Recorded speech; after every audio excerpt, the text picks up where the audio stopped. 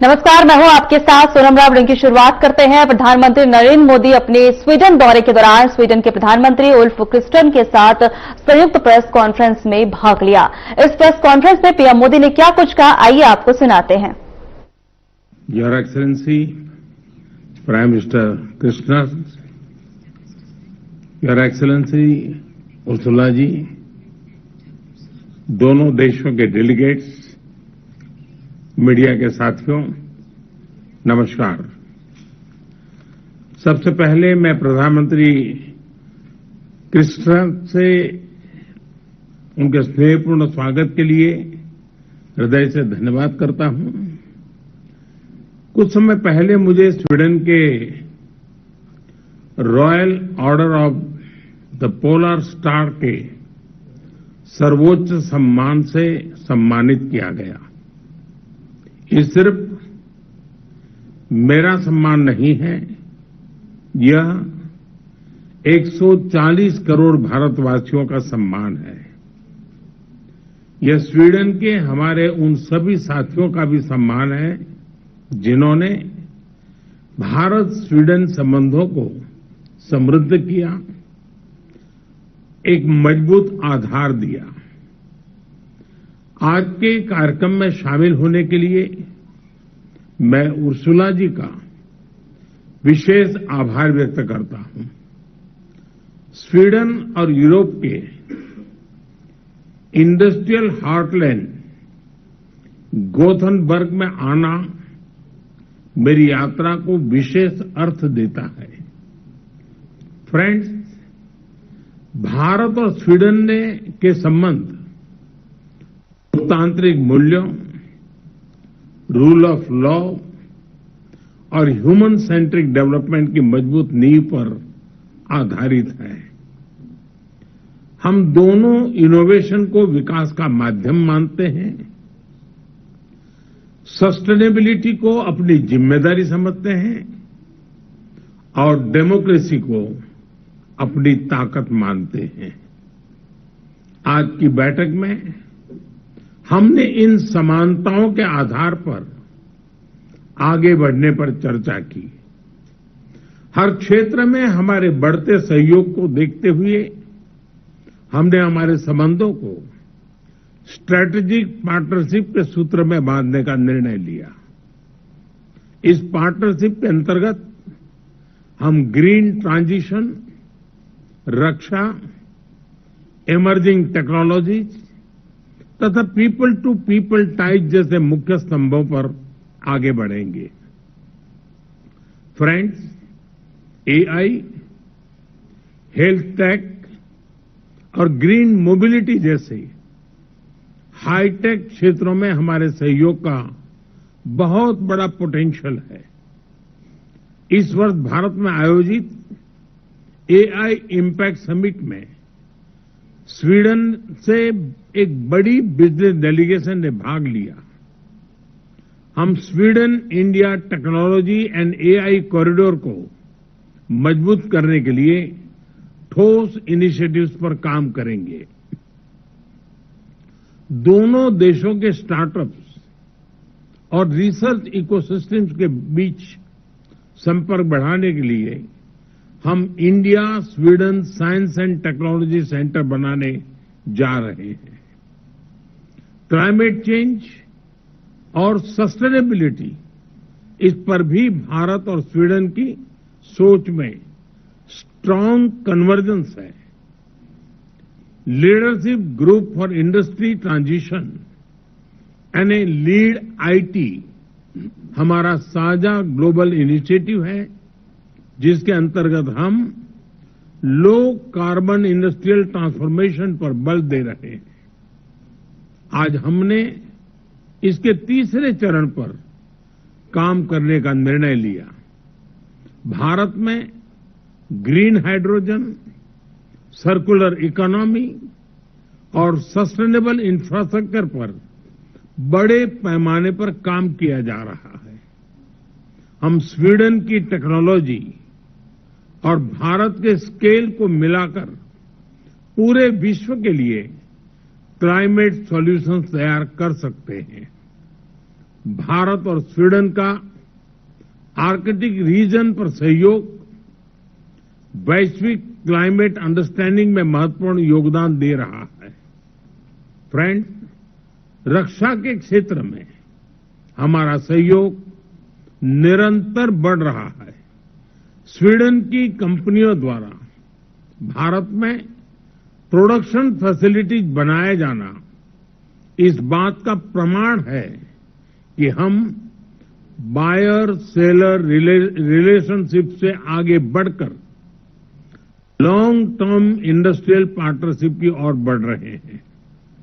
Friends, Ursula जी की उपस्थिति आज इस अवसर को और भी विशेष बनाती है। इस वर्ष जनवरी में उनकी भारत यात्रा के दौरान हमने भारत ईयू संबंधों को नई ऊंचाइयों पर ले जाने के लिए कई ऐतिहासिक निर्णय लिए थे। मुझे खुशी है कि उन सभी आउटकम्स पर प्रगति हो रही है। इंडिया ईयू एफटीए से इंडस्ट्रीज, इन्वेस्टर्स और इनोवेटर्स के लिए नए अवसर खुलेंगे। उर्सुला जी के शब्दों में कहूं तो यह मदर ऑफ ऑल डील्स है। सिक्योरिटी एंड डिफेंस पार्टनरशिप और मोबिलिटी एग्रीमेंट से हमारी स्ट्रेटेजिक और पीपल सेंट्रिक पार्टनरशिप को नई गहराई मिली है। India EU trade and technology council ने हमारी साझेदारी को सशक्त बनाया है। Digital technologies, clean energy, semiconductors, resilient supply chains और इनोवेशन में हम मिलकर काम कर रहे हैं। भारत और यूरोप के बीच पॉलिटिकल, इकोनॉमिक और स्ट्रेटेजिक कन्वर्जेंस पूरे विश्व में शांति और स्थिरता के लिए महत्वपूर्ण है। फ्रेंड्स, आज की तनावपूर्ण वैश्विक स्थिति में भारत और स्वीडन जैसी डेमोक्रेसीज के बीच करीबी सहयोग विशेष महत्व रखता है। विभिन्न तनावों और समस्याओं के समाधान के लिए भारत ने सदैव डायलॉग और डिप्लोमेसी पर बल दिया है। भारत और स्वीडन सहमत है कि आतंकवाद पूरी मानवता के लिए गंभीर चुनौती है। पिछले वर्ष पहलगाम में हुए आतंकी हमले के बाद हमें स्वीडन से मिले समर्थन के लिए मैं प्रधानमंत्री क्रिस्टरसन का आभार व्यक्त करता हूं। हम आतंकवाद और उसके समर्थकों के विरुद्ध लड़ाई जारी रखेंगे। एक्सेलेंसीज, आज की सार्थक चर्चा के लिए मैं एक बार फिर आपको धन्यवाद देता हूं। मुझे पूरा विश्वास है कि हमारे साझा प्रयासों से भारत स्वीडन और भारत यूरोप की साझेदारी निरंतर आगे बढ़ती रहेगी और हम मिलकर वैश्विक शांति, सुरक्षा और समृद्धि में अपना योगदान देते रहेंगे। बहुत बहुत धन्यवाद।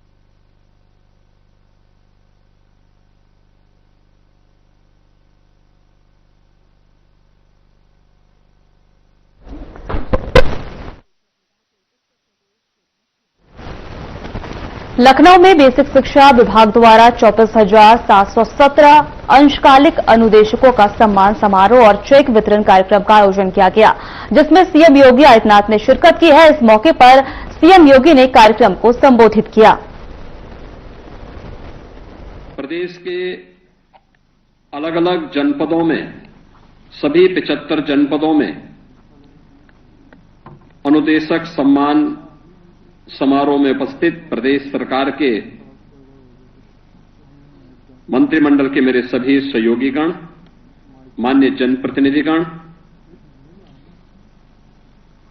प्रदेश के हमारे सभी अनुदेशक बहनों और भाइयों, सबसे पहले आज के सम्मान समारोह के अवसर पर जो आपके परिश्रम को आपकी लगन को सरकार के द्वारा मान्यता देकर के आज एक मानदेय बढ़ोतरी के कार्यक्रम के साथ आपको जोड़ा गया है। मैं इस अवसर पर आप सबको हृदय से बधाई देता हूं।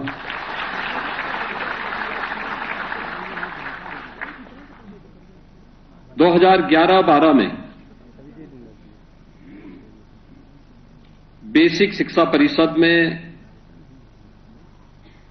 6 से 14 वर्ष के बच्चों के लिए निःशुल्क एवं अनिवार्य बाल शिक्षा अधिकार अधिनियम के अंतर्गत अनुदेशकों की नियुक्ति भारत सरकार के आदेश पर प्रारंभ हुई थी और उनमें से जो 100 से अधिक छात्र संख्या वाले विद्यालय थे उनमें 13,769 उच्च प्राथमिक विद्यालय, प्रति विद्यालय 3 अंशकालिक अनुदेशक और प्रदेश के अंदर कुल 41,307 अनुदेशकों की उस समय तैनाती हुई थी और उन्हें 7,000 रुपये मासिक मानदेय पर नियुक्ति पत्र दिया गया था। ये जितने भी अंशकालिक अनुदेशक थे उच्च प्राथमिक विद्यालयों में, इन सभी के लिए एक व्यवस्था लागू की गई थी कि कला शिक्षा हेतु इनमें से 8,469, स्वास्थ्य एवं शारीरिक शिक्षा हेतु 9,645 और उनके कार्यानुभव शिक्षा हेतु 6,192 अनुदेशक वर्तमान में प्रदेश के अंदर उच्च प्राथमिक विद्यालयों में आज भी कार्यरत हैं। इनकी कुल संख्या अब 41,307 से कम होते होते 24,296 रह गई है। यानी 41,000 जो मूल संख्या थी वह संख्या, कुछ लोग रिटायर हो गए होंगे, कुछ लोगों का दूसरी जगहों पर समायोजन हो गया होगा, लेकिन जो बचे थे इनके मानदेय पर 2011-12 से लेकर के 2022 तक कोई निर्णय नहीं हो पाया। यद्यपि 2019 में अनुदेशक महासंघ के साथ मेरी बैठक हुई थी और मैंने उनको कहा था, मैंने कहा भाई आपका मानदेय का अपना प्रस्ताव उपलब्ध करवाइए, और हम लोग उस समय भी चाहते थे कि ये मानदेय उनका बढ़ोतरी होना चाहिए। समय पे उनका प्रस्ताव नहीं आ पाया, चुनाव की नोटिफिकेशन जारी हो गई। 22 में हमने इसको 2,000 रुपये बढ़ाया था और हम लोग स्वयं संतुष्ट नहीं थे कि 2,000 पर्याप्त नहीं है, क्योंकि न्यू अक्सर दिखाई नहीं देती। लेकिन वो सबसे कठिन कार्य होता है। हम अक्सर क्या बोलते हैं, हम न्यू को उपेक्षा करते हैं क्योंकि दिखाई नहीं देता। लेकिन न्यू ही अगर मजबूत नहीं होगी तो उसमें सशक्त, एक समर्थ और सशक्त भवन कैसे बन पाएगा, मजबूत इमारत नहीं बन पाएगी।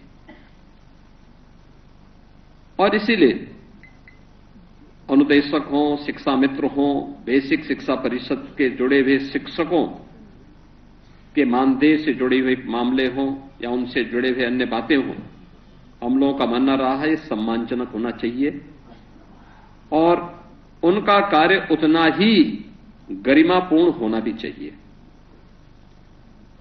सहमति बनते बनते अंततः जब ये बातें निष्कर्ष पर निकली तो फिर हम लोगों को ये घोषणा करनी पड़ी कि हां, पहले चरण में हम लोग इसको इतना बढ़ाएंगे।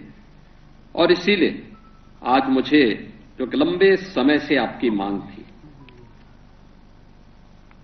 ये तो अच्छा है कि अनुदेशकों ने कभी भी अपनी मांग के लिए जबरन नहीं किया, जबरदस्ती नहीं किया। हिंसक रास्ता नहीं अपनाया और इसलिए सरकार को भी देने में कोई किसी प्रकार की हिचक भी नहीं थी। लेकिन हम लोगों ने इसीलिए कहा कि हम 17,000 तो तत्काल दे रहे हैं, लेकिन साथ साथ उनको 5 लाख रुपए की स्वास्थ्य बीमा का कवर भी उपलब्ध करवाएंगे। कैशलेस स्वास्थ्य की सुविधा अनुदेशक को, अनुदेशक के परिवार को। और मुझे लगता है बहुत शीघ्र, मैं तो चाहूंगा कि आप लोगों को जो पोर्टल बेसिक शिक्षा परिषद ने तैयार कर लिया है, उस पोर्टल पे तत्काल आप अपना रजिस्ट्रेशन करवा देंगे तो हम अगले सप्ताह ही उसके कार्ड वितरण की कार्रवाई भी प्रारंभ करवा देंगे। इसमें जितने भी हमारे शिक्षा मित्र हैं 1,43,000 के आसपास, उनको भी, और जितने भी 24,296 अनुदेशक हैं इनको भी, सभी प्रकार के शिक्षकों को, शिक्षणोत्तर कर्मचारियों को हम उनके साथ आच्छादित कर रहे हैं। और ये आवश्यक भी है, क्योंकि जो भारत की नींव को मजबूत करने के लिए अपना योगदान दे रहा है, जिसका सहयोग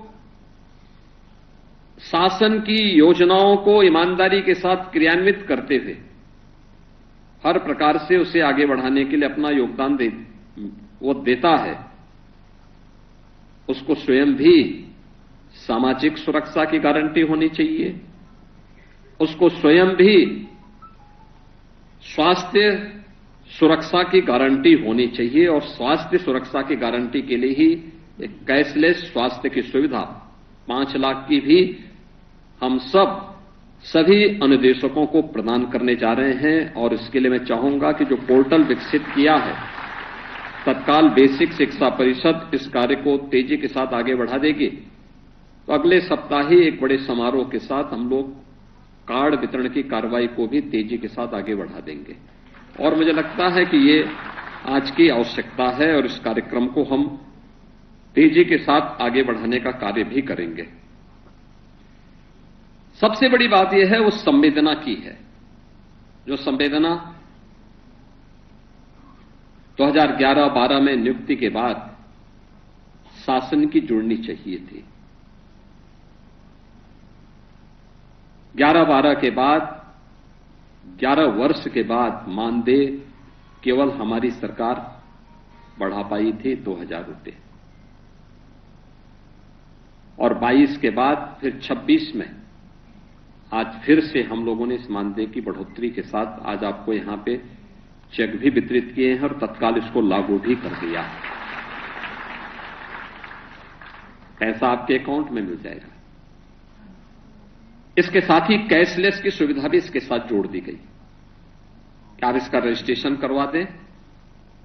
पोर्टल में जैसे रजिस्ट्रेशन होगा हम उसके कार्ड के वितरण की कार्रवाई भी शुरू कर देंगे, क्योंकि ये आपको स्वास्थ्य की सुविधा के साथ उस सुरक्षा की गारंटी देगी जो आप एक बच्चे को उपलब्ध करवाते हैं। हम लोगों ने 19 में एक और व्यवस्था दी थी, और वह दी थी 6 माह का मानदेय सहित मातृत्व अवकाश का भी सुविधा। ये हमारी सरकार ने 2019 में भी प्रदान किया था। यानी ये सरकार की संवेदना को बताता है कि केवल सरकार बोल नहीं रही है, बल्कि वह करके दिखा भी रही है। और उन सब कार्यों के साथ हम लोगों ने 23 में एक और व्यवस्था की थी कि स्वेच्छा से विद्यालय परिवर्तन का विकल्प भी हम लोगों ने दिया था, और 4,000 से अधिक अनुदेशकों को उनकी स्वेच्छा के अनुसार विद्यालय भी परिवर्तन करने का अधिकार दिया। आज हमारा जो कैशलेस जो ये मानदेय बढ़ोतरी का है वह 1 अप्रैल से लागू हो गया है। मई में आपका वो मानदेय प्राप्त हो गया होगा। सबसे महत्वपूर्ण बात यह है कि आपके परिश्रम के कारण आज बेसिक शिक्षा परिषद की कायाकल्प होती हुई दिखाई दी है। हम मानते हैं कि जब राजनीतिक नेतृत्व ही भ्रष्ट हो और निर्णय का शिकार हो, स्वयं दिग्भ्रमित हो, तो अपने असफलता का दोषारोपण शिक्षकों पर, अनुदेशकों पर या अन्य कार्मिकों पर नहीं थोपा जाना चाहिए। यही होता था जब बेसिक शिक्षा बंजर जैसी स्थिति में थी, तो बंदी के कगार पर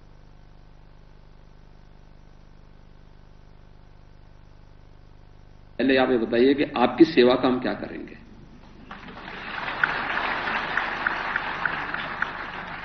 भाई, सरकार की कोई पॉलिसी नहीं थी उस समय तक, न नियत साफ थी न कोई नीति थी। कैसे बेसिक शिक्षा परिषद का उद्धार होता? और तब हम लोगों ने स्कूल चलो अभियान प्रारंभ किया था, ऑपरेशन कायाकल्प किया था। ऑपरेशन कायाकल्प के माध्यम से आज आप देखते होंगे बेसिक शिक्षा परिषद के विद्यालयों में संतृप्तिकरण का जो लक्ष्य हमारा था, हम कह सकते हैं 96% विद्यालय ऐसे हैं जहां पर वे सभी प्रकार की बुनियादी सुविधाएं उन विद्यालयों में आज उपलब्ध हो रही हैं जो एक छात्र के लिए आवश्यक थी, एक शिक्षक की दृष्टि से भी महत्वपूर्ण थी और उस विद्यालय को प्रतिस्पर्धा के योग्य बनाने के लिए भी आवश्यक थी और ड्रॉप आउट रेट को कंट्रोल करने की दृष्टि से भी आवश्यक था। ऑपरेशन कायाकल्प नीति आयोग ने एक सक्सेस स्टोरी के रूप में भी देश के सामने प्रस्तुत किया। यूपी से प्रारंभ हुआ था। आप सभी के बेसिक शिक्षा परिषद के शिक्षकों, शिक्षा मित्रों, अनुदेशकों, इन सबके प्रयासों का वो परिणाम था, उसकी सफलता। बच्चों की संख्या बढ़ी है। बेसिक शिक्षा परिषद में खेलकूद की गतिविधियां बढ़ी हैं। कला के प्रति, शारीरिक स्वास्थ्य के प्रति, अन्य एक्टिविटीज को भी तेजी के साथ आगे बढ़ाने में मदद मिली है। और उसी जब साफ नियत से कोई सरकार कार्य करती है, स्पष्ट नीति हो, तो परिणाम आने में देर नहीं लगती। वह परिणाम आज हम सबको देखने को मिल रहा है।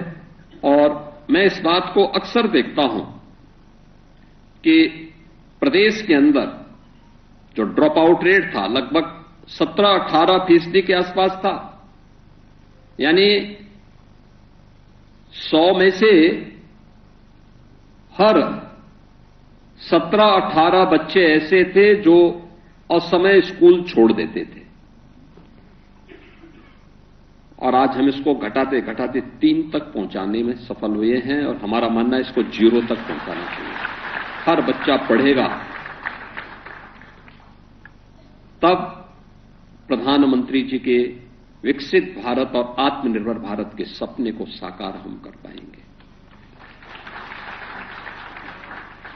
हमें लगता होगा कि बच्चा किसी परिवार का है,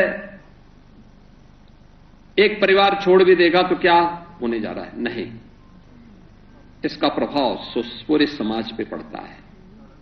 उसका दुष्परिणाम अंततः पूरे राष्ट्र को भुगतना पड़ता है।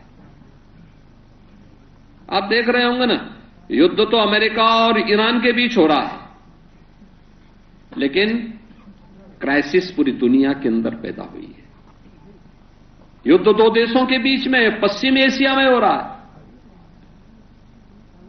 लेकिन उसका दुष्प्रभाव पूरी दुनिया में है, पूरी दुनिया में। अगर आप देखेंगे अमेरिका जैसा देश, वहां महंगाई चरम पर, पेट्रोलियम उत्पादों के दाम, उनके पास अपने रिसोर्सेज भी हैं, तब भी पेट्रोलियम पदार्थों के दाम वहां दुगने से ज्यादा बढ़ गए हैं। तमाम देश ऐसे हैं जहां पर लोगों ने तमाम बंदिशें लगा। हमारे खास बुलेटिन में इतना ही। नमस्कार।